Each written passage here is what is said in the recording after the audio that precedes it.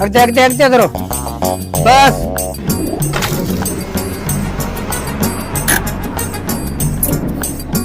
अब 5000 में पेट्रोल विझे यार। 5000 हाँ रोज रोज तू असा ड्रामेबाजियूं करी तो ना ताके चरियो करी तो 2-3 किलो जो 2 मीटर 3 मीटर जो तू इं खाई तो वनी। अज मां तुझो पाड़ू पटिया तो सबर कर तू। रोज रोज चरियो करे रोज रोज पेट्रोल भरा 5000 जो तो 1.5 वरी 3000 चरिया ही असा हूं। अज मां तो चरियो न कया तो तू मुके चए जा। अरे बा थोड़ो जल्दी कर यार दावत ते वणो है यार। अब आ विचार तो बेन छा यो दबन सा विचार सा नोजल सा विचार तो पवे ने। अरे तुझे पेट्रोल के चक्कर में भत्त खत्म थी तो 2000 तो ये दे अचना पोंदा। 5000 चाहिए। हां हां पो 50000 चाहिए भाई 1000 जो विचार वाला जल्दी कर यार। रुकी तक्कर रुकी।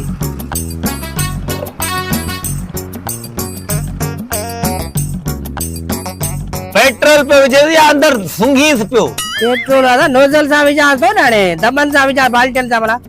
अट ये सारे पैसा ए वो भत्त दे आई तो यार। क्या ये छाजो कार्ड केड़ी कंपनी कम कंदो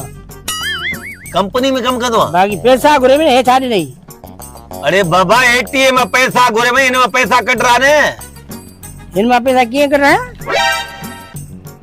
इनके चक्कर अंदर ने पैसा निकली नहीं।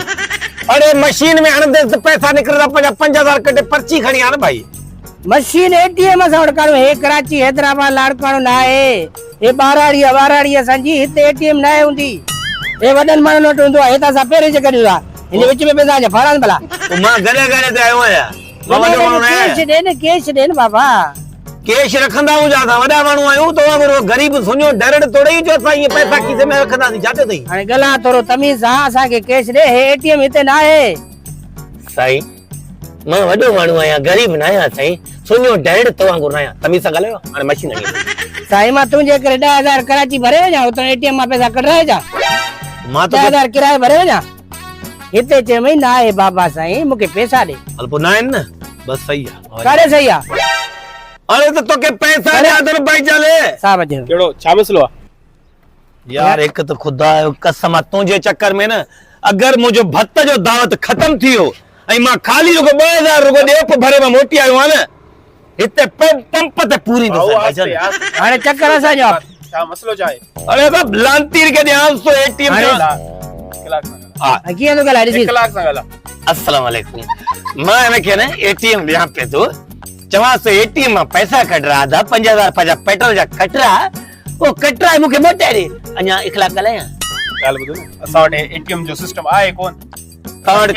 छा जो सिस्टम है कैश मोड़ना है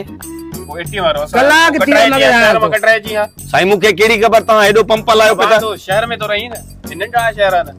वडो को कराची इस्लामाबाद ना है जो कोई तो के बुधाइणो बा मोड़ कैश ना एटीएम आ वो ता का पूछा करनी तो भाईजान ऑनलाइन आया कैश आ अरे तुझे मुंह ते लिख लो तो कैश दी दे एटीएम नी दे अरे मां को गरीब आया जगह में कैश किसे में खड़ दो छात तो रेडी हूं न करे हवाल तो कटे यार अमीर बार एटीएम में ही मशीन में ऑनलाइन कदा हम छात तो अमीर या बार हो खबर आ तो बर्गर मानू पर गाल बुदो असा कैश खबर असा हां जी अमीरी पाण वट रख असा के कैश दे असा के पैसा असा गरीबी सही हूं असा कैश खबर असा हे सिस्टम असा आए कोन अरे कैश शहर में कट रहे जी यार शहर में आयो ना कट रहे जी ए तू जुंडरा तू इते मेरी जड़ी छाई कम से कम थोड़ो दिमाग उजण खपे तो बाबा ऑनलाइन अजकल सिस्टम तो हले तो गाल 1 लाख सा एदे तो साइड करे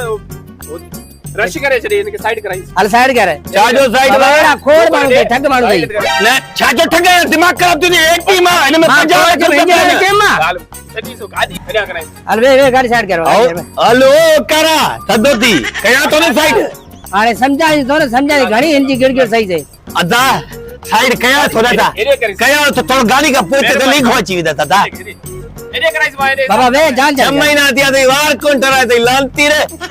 दिमाग का तो पोते दिखा गाड़ी का पोते रे वो ट्रैक्टर आया काटे भी आया बुदा एरो साइड कर प्यारी चलो दिमाग खराब कर दो ऑनलाइन सिस्टम हले तो सजे पाकिस्तान दिमाग खराब तो बिहार तू हां बिहार एरो साइड कर बिहार